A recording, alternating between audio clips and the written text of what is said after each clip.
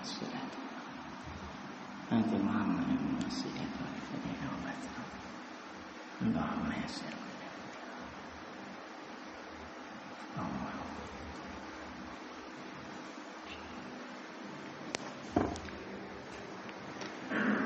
إن الحمد لله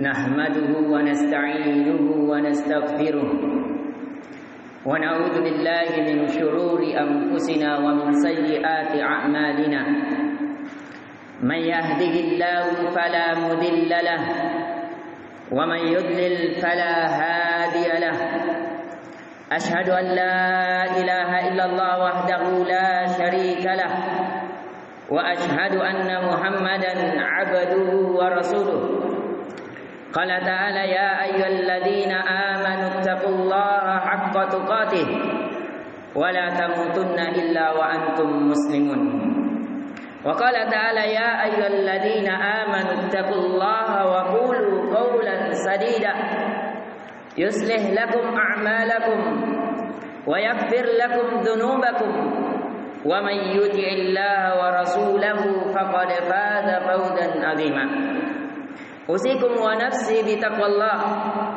فهي وصية الله للأولين والآخرين وقال تعالى ولقد وصينا الذين أوتوا الكتاب من قبلكم وإياكم أن اتقوا الله فإن خير الحديث كتاب الله وخير الهدي هدي نبينا محمد صلى الله عليه وسلم وشر الأمور محدثاتها فإن كل محدثة بدعة وكل بدعة ضلالة وكل ضلالة في النار أعاذنا الله وإياكم عن النار معاشر المسلمين rahimani wa rahimakumullah.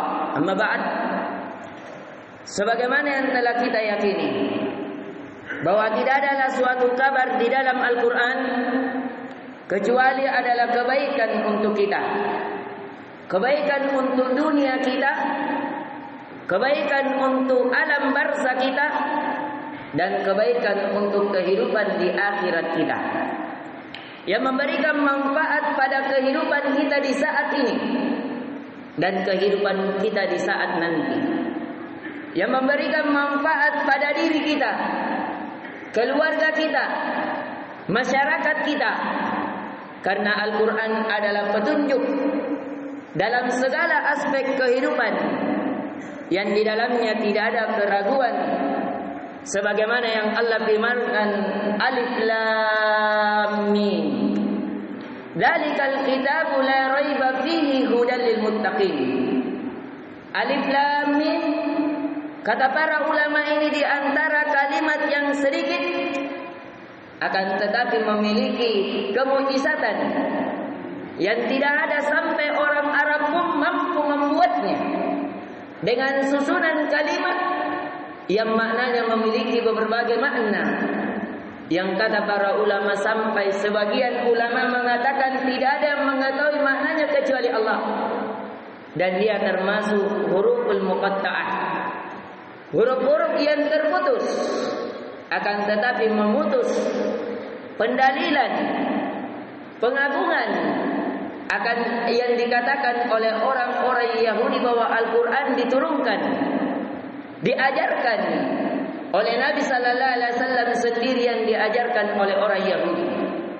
Yang kata Allah, dzalikal kitabu, itulah kitab Al-Quran, la raiba fihi, tidak ada keraguan di dalamnya, pada hukumnya, pada sejarahnya, pada segala sesuatu yang dikabarkannya, baik pengabaran yang telah lampau, pengabaran pada saat diturunkannya Al-Quran, dan pengabaran yang akan dikabarkan setelah kehidupan kita di dunia, kemudian menuju kepada kehidupan akhirat.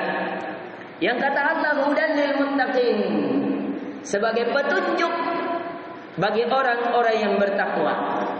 Maka di antara kabar yang dikabarkan oleh Al-Quran, bahkan kata Imam Syafi'i rahimahullahu ta'ala, sulusul Quran minas sirah, bahwa bahkan sepertiga dari Al-Quran itu termaktub dengan sejarah, entah sejarah yang telah lampau atau sejarah ketika Al-Quran diturunkan, dari kisah peperangan-peperangan Nabi, kisah dari para sahabat Nabi, kisah dari istri-istri Nabi, atau kisah yang akan datang yang dihadapi orang-orang yang bertakwa. Dan terlebih khusus yang akan kita kaji adalah kisah yang telah lampau. Di antaranya kisah yang telah lampau yang berhubungan dengan kemerdekaan kita, yang kata Allah Azza wa Jal bahwasanya tentang orang-orang yang diberikan suatu negeri yang aman, sentosa, makmur. Kana li sab'in fi maskanihim ayah.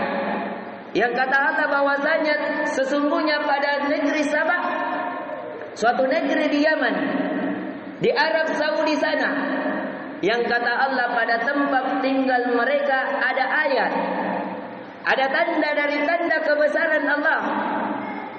Jannatani an yamini wa shimal.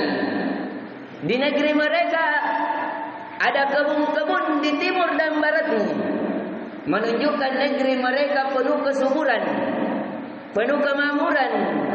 Yang kata Allah, kulu min rizki rabbikum washkurulah.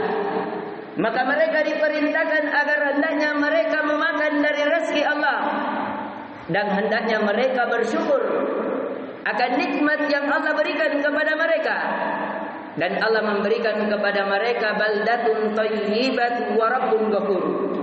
Dan Allah memberikan kepada mereka negeri yang baik, negeri yang penuh kemakmuran, dan negeri tersebut termasuk negeri yang diberikan ampunan oleh Allah.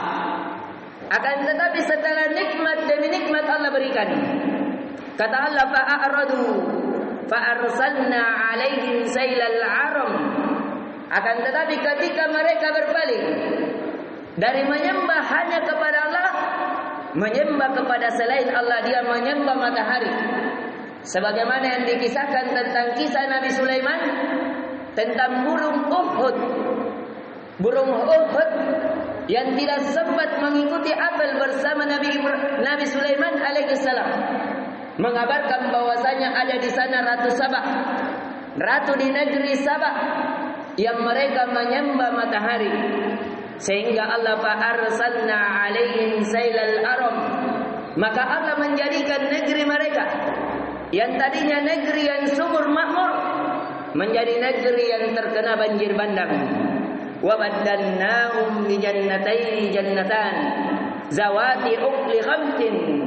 Kemudian Allah menggantikan dari pepohonan yang subur yang memberikan buah-buah, yang diceritakan oleh Ibnu Katsir rahimallahu taala bahwa sampai mereka jikalau ingin memetik dari hasil panen mereka, mereka tidak perlu memanjat di sebuah pohon, akan tetapi cukup dari mereka menyimpan keranjang di kepala mereka, dengan seketika menjadi penulah dari keranjang bawaan mereka, menunjukkan akan suburnya negeri mereka, akan besarnya kemakmuran yang mereka hadapi. Kemudian kata Allah, akan tetapi Allah menggantikan dari negeri yang subur, dari dua kebun yang tumbuh dari timur dan baratnya, kata Allah, kami gantikan dengan dua kebun yang lain, zawati ukli khamtin, yaitu kebun yang dimana kebun tersebut itu berbuah pahit dan pohonnya berduri. Yang kata Allah Azza wa Jalla, wa syai'in min sidrin qalil, karena mereka berpaling. Zalika jazainahum bima kafaru. Itulah yang Allah berikan balaskan kepada mereka disebabkan kekufuran mereka dari menyembah hanya kepada Allah. Mereka palingkan penyembahannya kepada matahari. Dari mereka ketaatannya kepada Allah, melakukan ketaatan kepada hawa nafsu. Wa hal nujazi illal kafur. Maka kata Allah, adakah balasan yang lebih layak bagi orang-orang yang kufur kepada Allah? Kita melihat, alhamdulillah, negeri kita, negeri Indonesia, adalah negeri yang hampir di setiap para ulama datang. Ulama-ulama Arab Saudi datang, Mereka mengatakan bahwasanya hadhihi baldatun thayyibah wa rabbun ghafur. Mereka senantiasa mengatakan bahwa Indonesia ini adalah negeri yang dimana negeri termasuk negeri yang baik. Tidak seperti negeri di sana. Kita tidak seperti Mekah yang panasnya harus 50 derajat. Yang dimana tempatnya kalau dinginnya sangat dingin, kalau panasnya sangat panas. Kita alhamdulillah berada di tengah garis khalistiwa, sehingga kita berada dalam keadaan nyaman. Negeri kita hampir semisal dengan negeri Sabah. Timur baratnya kita dipenuhi pepohonan. Kita memiliki banyak dari sumber alam, dari gas, dari air yang cukup, dari apapun yang kita miliki. Akan tetapi apakah kemerdekaan ini, apakah kenikmatan ini kita mampu pertahankan dengan kita melakukan ketaatan kepada Allah? Dan apakah kita merdeka dengan banyaknya dari harta benda yang kita miliki di negeri kita ini? Barakallahu li wa lakum fil Qur'anil azim wa nafa'ni wa iyyakum bima fihi minal ayati wa dzikril hakim. Aqulu qawli hadza wa astaghfirullahal azim li wa lakum wa lisairil muslimin min kulli dhanb. Fastaghfiruhu innahu huwal ghafurur rahim.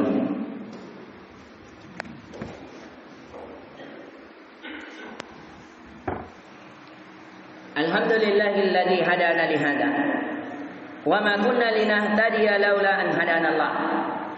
Asyhadu an la ilaha illallah wahdahu la syarika lah wa asyhadu anna Muhammadan 'abduhu wa rasuluh. Amma ba'd, ma'asyiral muslimin rahimani wa rahimakumullah. Sebagaimana pada khutbah yang pertama kita mengisahkan dari yang dikisahkan oleh Al-Qur'an akan suatu negeri yang makmur, yang jaya, yang mereka negerinya dipenuhi kenyamanan, ketenangan. Akan tetapi ketika dia kufur kepada Allah, melakukan kemaksiatan kepada Allah, maka negeri tersebut Allah balik dari keamanan menjadi ketakutan, dari kenyamanan menjadi ketidaknyamanan, dari fasilitas yang mengalami kemakmuran sehingga mereka terbinasakan. Tidakkah kita melihat di negeri kita yang kita cintai, kita penuh kenyamanan, penuh ketenangan, akan tetapi mulai negeri kita digerogoti, mulai negeri kita diambil. Kita memiliki kekayaan yang banyak, kita tidak memiliki kekayaan sebagaimana kekayaan Qatar. Akan tetapi kekayaan Qatar, ketika dia memiliki melakukan ketaatan di dalamnya, mereka mampu menjamin dari anak lahir hingga kuliah semuanya ditanggung oleh pemerintah. Dari orang yang melahirkan ditanggung segala biaya kelahirannya. Di setiap pendidik dan yang terdidik itu ditanggung oleh pemerintahnya. Ketika itu yang terjadi, ketika ketaatan yang terus kita lakukan, maka akan terjadi kemakmuran di suatu negeri. Akan tetapi ketika ketaatan mulai tercabut, ketika ketaatan mulai rapuh, ketika ketaatan mulai pudar, maka terjadilah yang terjadi. Walaupun kita mengalami kekayaan yang dahsyat, kekayaan yang luar biasa, akan tetapi kita tidak mengalami kesejahteraan, kita tidak mengalami ketenangan, karena disebabkan merajalelanya kemaksiatan di tengah-tengah kita.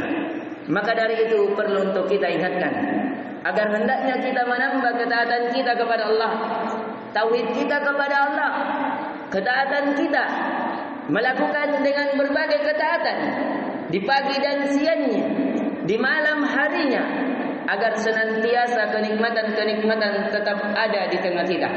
Karena barang siapa yang melakukan kemaksiatan, niscaya keamanan akan hilang dari kehidupan. Maka dari itu kata para ulama, la amana wa man la imana. Tidak ada keamanan barang siapa yang tidak mengisinya dengan keimanan. Innallaha amarakum bi amrin bada'a fihi bi nafsi wa sanna bi malaikatil musabbihi bi qudsi. Faqala jalla min qailin innallaha wa malaikatahu yusalluna 'alan nabi ya ayyuhalladzina amanu sallu 'alaihi wa sallimu taslima. Allahumma salli wa sallim wa barik ala Muhammadin wa ala alihi wa sahbihi ajma'in. وارض اللهم عن الخلفاء الراشدين أبي بكر وعمر وعثمان وعلي وعن بقية الصحابة والتابعين التابعين لهم بإحسان إلى يوم الدين وارض عنا معهم برحمتك يا أرحم الراحمين اللهم اغفر للمسلمين والمسلمات والمؤمنين والمؤمنات الأحياء منهم والأموات اللهم أصلح لنا ديننا الذي هو عصمة أمرنا واصلح لنا دنيانا التي فيها معاشنا واصلح لنا آخرتنا التي إليها مآلنا واجعل الحياة زيادة لنا في كل خير واجعل الموت راحة لنا من كل شر اللهم أمن في أوطاننا واصلح ولاة أمورنا اللهم من أراد بنا سوء فاجعل دائرة السوء تدور عليه اللهم ربنا آتنا في الدنيا حسنة وفي الآخرة حسنة وقنا عذاب النار عباد الله إن الله يأمر بالعدل والإحسان وإيتاء ذي القربى وينهى عن الفحشاء والمنكر والبغي يعظكم لعلكم تذكرون فاذكروا الله العظيم الجليل يذكركم واشكروه على نعمه يزدكم ولذكر الله أكبر والله يعلم ما تصنعون